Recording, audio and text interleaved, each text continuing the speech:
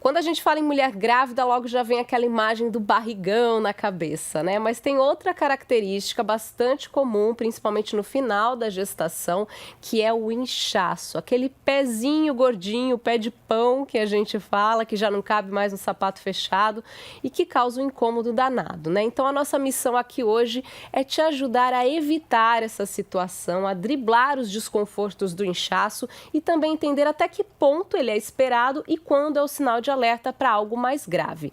Vem com a gente para mais um bate-papo do Pode Falar Mãe. A entrevista hoje é com a nutricionista Laís Saragioto, pós-graduada em nutrição e metabolismo esportivo e mestre em ciências da saúde. Obrigada pela presença, Eu que agradeço Laís? o convite. Muito obrigada.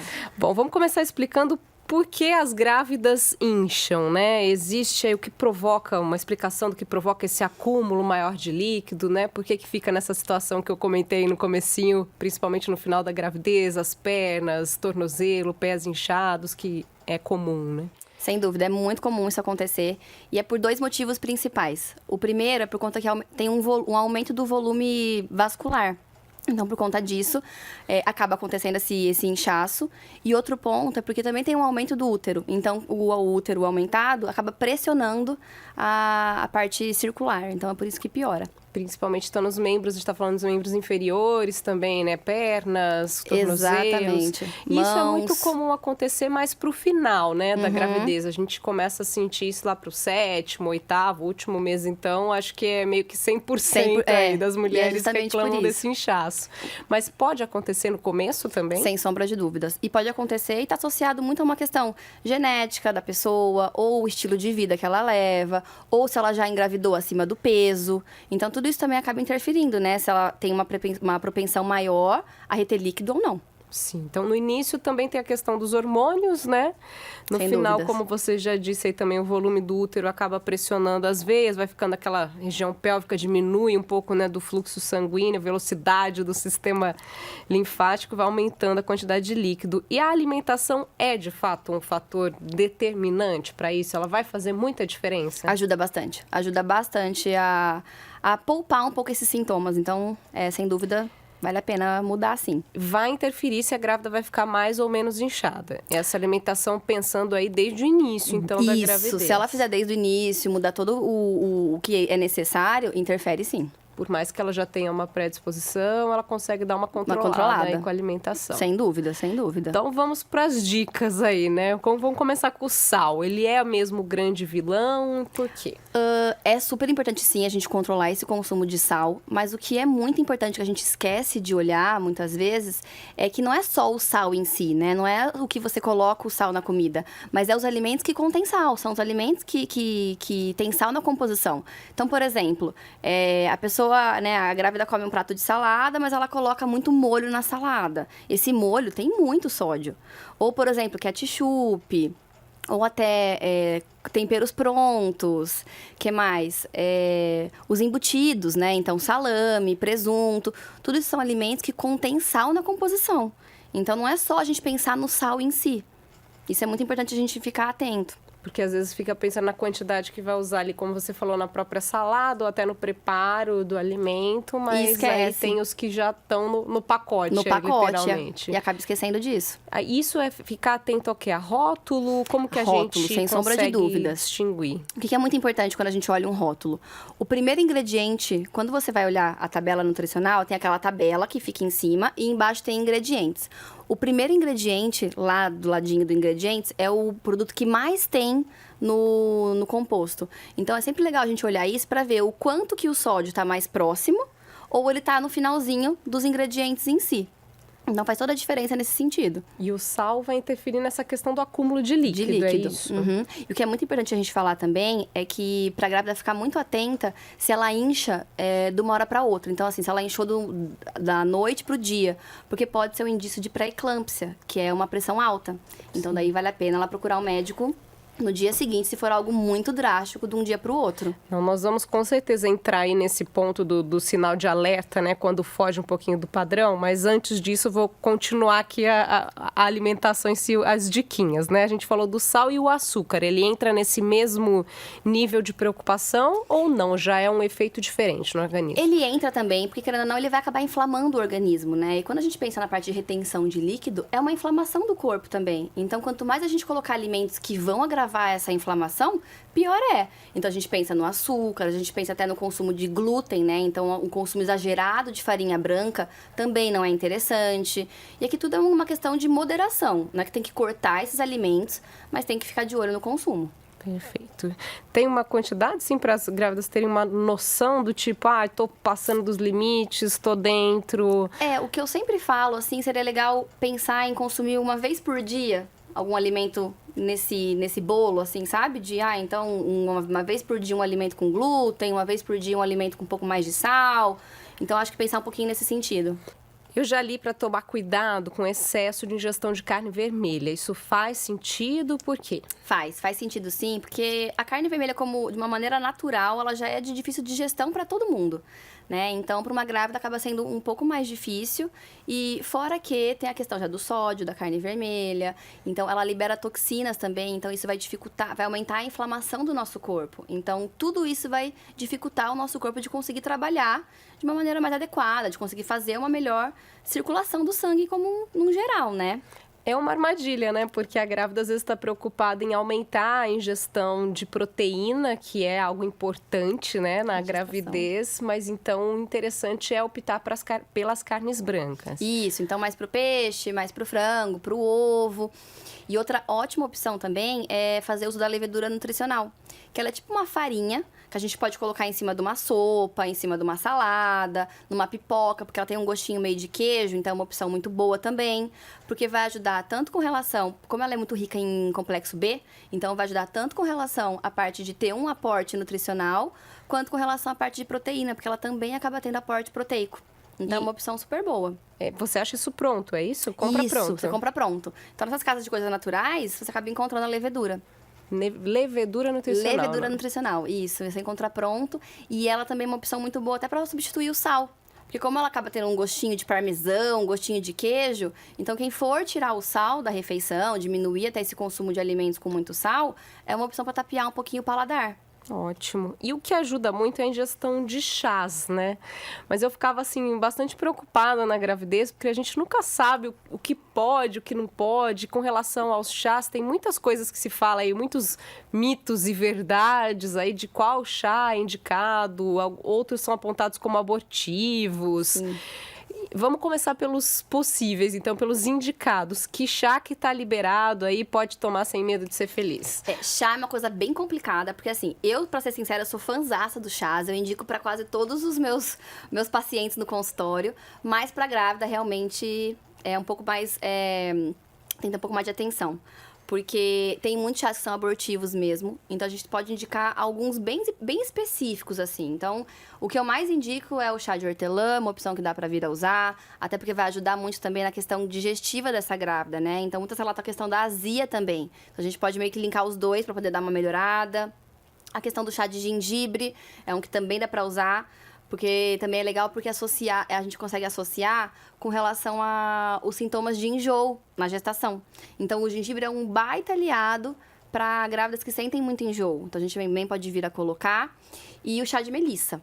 Então, assim, esses são os 3 que eu acabo indicando. Mas pensando na retenção de líquido, não tem muito como a gente acabar indo para essa linha, não. Sim. E esses que você disse, pode tomar assim, sem controlar a quantidade. Por exemplo, porque às vezes a mulher não é muito de tomar água, mas fala, mas se eu vou deixar um chazinho gelado ali, vou tomando aos pouquinhos ao longo do dia, pode ou é melhor também tomar com cautela? Eu acho que vale a pena ter uma cautela, sim. O legal seria, assim, no máximo 300 ml por dia, 400, mais ou menos isso. E aí, imagino que os proibidos seriam o quê? Os diuréticos? Os diuréticos, então assim, hibisco é um dos que eu acabo não indicando de forma alguma. Cavalinha também não gosto. Canela, porque também acaba sendo muito abortivo. Então, esses que eu acabei de falar, né? O hibisco, cavalinha são mais diuréticos mesmo. Mas a canela também é um que a gente acaba não indicando por ser muito abortivo. Por que eles são perigosos? Essa questão de ser diurético pode o quê? Trazer uma Na verdade, é uma questão... desidratação? É uma questão que ainda não vai desregular como anda o corpo da grávida, que já é diferente de uma pessoa que não está grávida, né? Então, a gente colocar um chá diurético aí para poder estimular, daí não é tão interessante. E existem alimentos diuréticos, assim, que ajudam a eliminar o excesso de líquido, que aí seriam interessantes para esse momento, para evitar o inchaço? Sem sombra de dúvidas, assim. Ainda mais o que eu gosto muito de colocar, né, num plano alimentar de uma grávida, é abusar muito em kiwi, em pitaia, que mais? Abacaxi, melão, melancia. São alimentos super legais, porque eles são ricos em magnésio e ricos em potássio. Então, são alimentos considerados mais diuréticos mesmo. Então, é uma opção super legal para colocar mesmo. Ainda mais que a grávida quer coisas mais geladas normalmente, né? Então, essas frutas mais geladas são ótimas estratégias. Normalmente as frutas, então, entram nessa lista aí dos diuréticos. Dos diuréticos, isso. Perfeito. Shot matinal ou suplemento? Pode ajudar? Tem shot... alguma receitinha aí pra gente? O shot, eu sou fãzaça, assim. Eu acho que shot matinal é algo muito interessante pra gente poder colocar no nosso dia a dia, tanto pra grávidas quanto pra pessoas, né, que buscam uma imunidade melhor, que buscam mesmo ter mais saciedade ao longo do dia. Então, assim, é uma ótima opção. Pra grávidas, a gente tem que tomar um pouquinho de cuidado com relação ao shot, porque não pode colocar um própolis alcoólico, por exemplo, num shot. Então, o que eu sempre indico é mais mesmo um própolis, um shot com limão e gengibre. Então, porque vai ajudar tanto com relação aos enjoos, quanto com relação à parte digestiva, vai ajudar na parte do corpo conseguir melhorar essa questão da circulação como um todo. Então, eu acho muito interessante. O que até também eu gosto muito de uma receitinha, que não tem a ver com o shot, mas pensando que tem o gengibre, é pegar o abacaxi, congelar. Aí você até pode cortar o abacaxi em fatias, assim, pôr pra congelar, e você polvilha no gengibre em pó.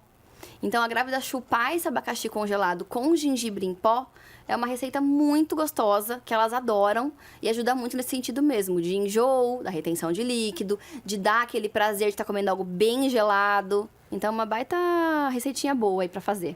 No caso do shot, então, você falou só o limão e gengibre, mas qual a quantidade? E tome em jejum, né? Quando a gente fala de shot, é jejum. Na verdade, assim, a gente fala de shot, você pode consumir qualquer horário do seu dia. É mais legal colocar na parte da manhã, porque fica mais tranquilo no sentido do corpo estar mais limpo, pra poder receber nutriente. Então, eu, Laís, acho uma melhor estratégia. Mas você pode vir a colocar, às vezes, não lembrei de fazer o shot de manhã. Posso fazer antes do meu almoço? Sem nenhum problema.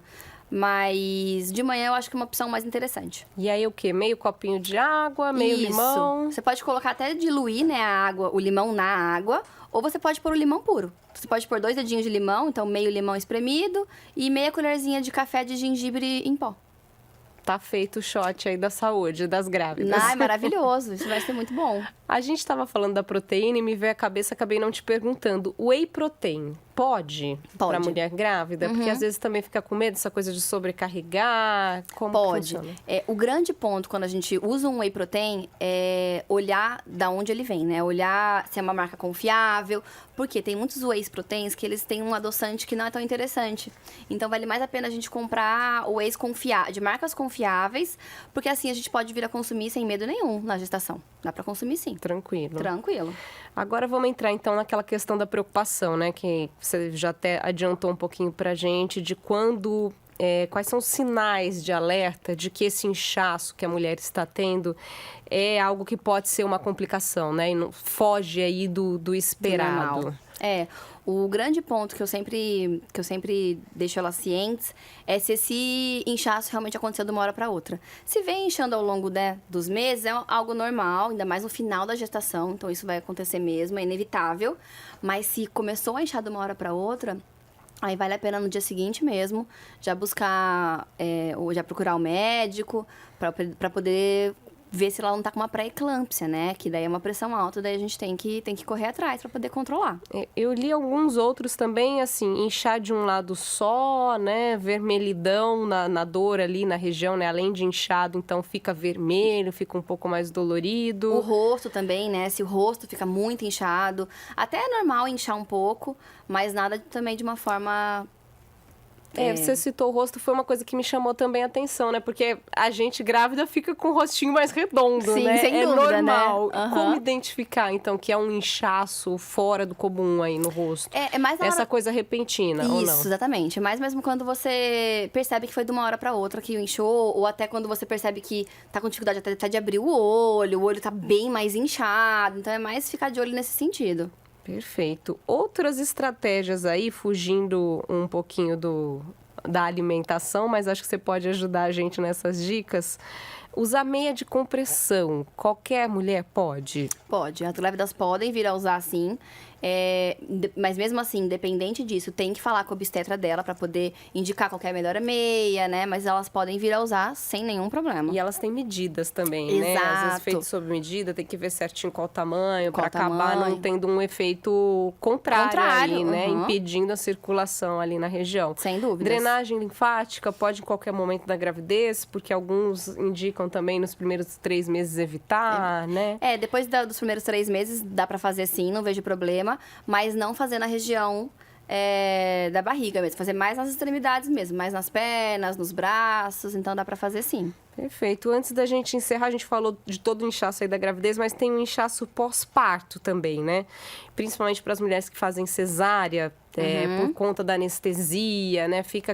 Acaba inchando bastante, 2, 3 dias aí depois do parto. Essas mesmas orientações que a gente deu com relação à alimentação, valem também ou aí já é um outro tipo de inchaço? Não, valem sim, sem sombra de dúvidas. O que também que é algo óbvio, mas que a gente tem sempre que falar, é a questão do consumo de água. Né? Porque, querendo ou não, a gente acaba não tomando água, toma um copinho no dia e acha que isso é o suficiente. Então, sempre o ideal é fazer um cálculo de acordo com o seu peso. Então, você pega o peso que você tá e multiplica por 32, que é 32 ml de água. Então, dá pra você ter uma ideia aí do quanto você pode consumir de água por dia. Quantidade de quilos vezes 32 ml. Exatamente. E aí vai chegar um número mínimo aí de ingestão de água no dia. Exatamente. Então, isso é muito importante, porque é algo que todo mundo sabe, mas ninguém faz, né? Então, a gente quer buscar, às vezes, muitos tipos de diferentes estratégias, mas o básico a gente esquece. Então, o consumo de água também é bem importante. Perfeito, Laís. Acho que dica final aí para você que está acostumado, então, a encontrar e atender várias gravidinhas, né? Deixa um recadinho final aí para elas. Eu acho que essa é a melhor fase, né, da vida de uma mulher. Eu acho que a gente tem que olhar todo esse processo com muito cuidado e justamente para poder aproveitar ao máximo esse momento. Então, fazer isso da melhor forma, porque você cuidando de você, o seu bebê, sem sombra de dúvidas, vai ser um bebê muito mais saudável, é o que eu sempre falo pra elas. Elas me procuram pra poder cuidar delas, pro bebê ser um bebê melhor, um bebê mais imune, com mais saúde. Então, eu acho que esse é o ponto principal, né? A gente, quando vira mãe, eu acho que a gente muda o nosso olhar e olha muito pro bebê, né? Olha muito pra criança, a gente acaba esquecendo que tem vida, né? Acredito eu, que eu não sou mãe, mas eu imagino. Então, eu acho que esse é o ponto, assim, é você cuidar de você pra poder cuidar de uma outra pessoa de uma maneira muito melhor. Perfeito, falou tudo.